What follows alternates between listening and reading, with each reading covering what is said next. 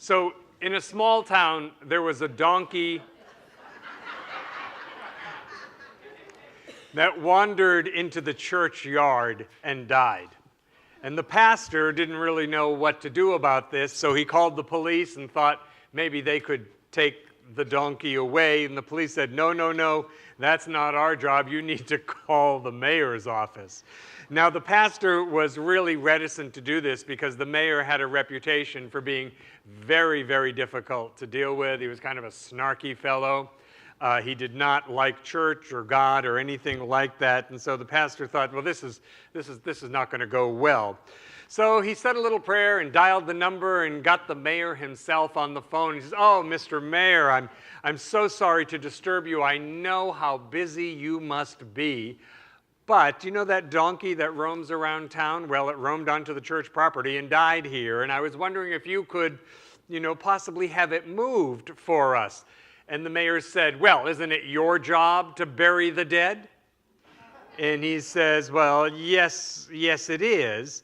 And he thought, oh, God, help me. And out of his mouth came these words.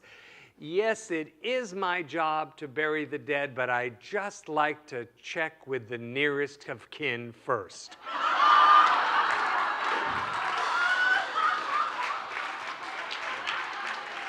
So,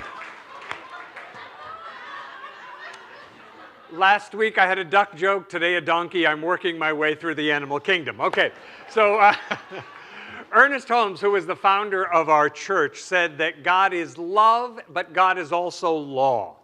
That the law that God is a principle that we learn to work with, and it behooves us to learn to work with this principle intelligently. We are, in fact, working with it all the time. So what is it?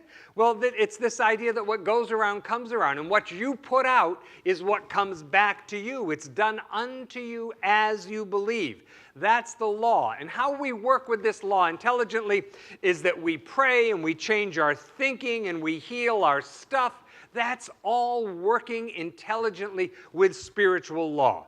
But he also says that God is love, and that this love is a presence, and we learn to court this presence. As we court this presence, it becomes real to us. So through the practices of meditation and studying the word of truth and listening, that presence becomes more and more real to us. So when I was new to the science of mind, I loved this, that God was love, but God was also law. I love this because it gave me a new relationship with the divine, because everything wasn't a punishment anymore. What a relief. I had come from a background where if anything happened that was not as it could be, anything not good, was clearly a punishment being visited upon me. That it wasn't, what I want to say is that it was done to me.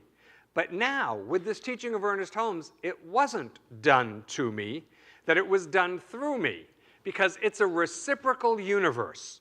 So it must be that something I'm contributing to has to do with what the universe is contributing back to me. See, because if it was true that it was being done to me, then it was all hopeless as far as I was concerned. And I think this is why people very often get turned off to a spiritual life.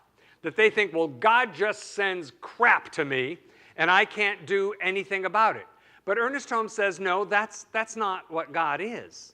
That God is love and God is law. And so when we understand this law part, this means that I have a co-creative relationship with God.